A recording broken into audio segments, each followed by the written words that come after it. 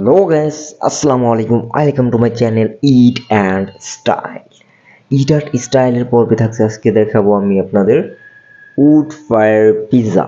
তো wood fire pizza খেতে চলে আসছি আমরা পুরান ঢাকায় দুপখোলা মাঠে, আর কি দুপখোলা মাঠের প্রথম গেটের সামনে। এখানে অনেকগুলো পিৎজার দোকান।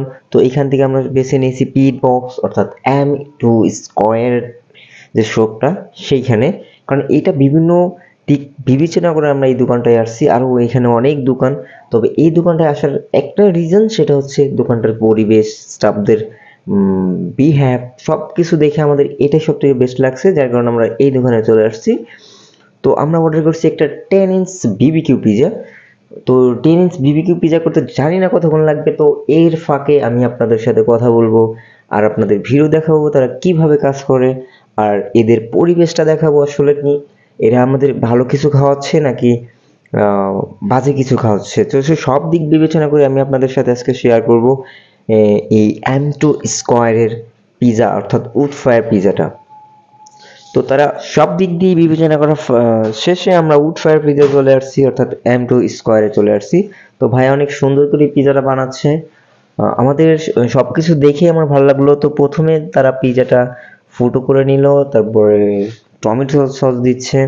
আমি আমি সব কিছু দেখে আমার এত ভালো লাগলো। এদের দোকানটা আসলে ফুডকার্টের দোকান, তেমনটা আমরা ফ্রেশ পাই না, অর্থাৎ পরিবেশটা তেমন ভালো না থাকলেও কিন্তু এদের দোকানটা আমার মানে পার্সোনালি অনেক ভালো লাগলো। এদের পরিবেশ অনেক ভালো ধরতে গেলে। আমি এখানে কারো পক্ষে বলছি না, আসলে এখানে অনেকগুলা দোকান, কিন্তু এইখান থেকে পিজার দোকান হিসাবে একদম বেস্ট ছিল এই M2 স্কোয়ারের যে দোকানটা। এদের স্টাফদের ব্যবহার, দোকানের পরিবেশ, সব গেট আপ দিয়েই একদম পারফেক্ট ছিল, যার কারণে আমার এই M2 স্কোয়ারে আসা। তো অনেকগুলো দোকান চেক করার পরেই কিন্তু আমি এটাই আসছি। তো এখন আমি এদের পিজাটা টেস্ট করে দেখবো। আসলে শুধু তো পরিবেশটা সুন্দর থাকলেই হবে না, পিজাটা অবশ্যই টেস্ট হতে হবে। যদি টেস্ট না হয় তো সেক্ষেত্রে পরিবেশ দিয়ে আসলে কোনো ফল পাবে না আমার মনে হয়। তো আমি এদের পিজাটা টেস্ট করার জন্য অবশ্যই পিজাটা একটা অর্ডার করে ফেলছি ইতিমধ্যে। তো দেখেন এরা আসলে একটা পিজা কি কি ইউজ করে থাকে: black olive, mushroom, capsicum, BBQ sauce.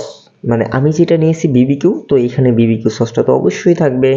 তো বিবিকিউ সসটা এখনো দেয়নি, বাট এই যে এক্ষুনি দিয়ে দিচ্ছে বিবিকিউ সস।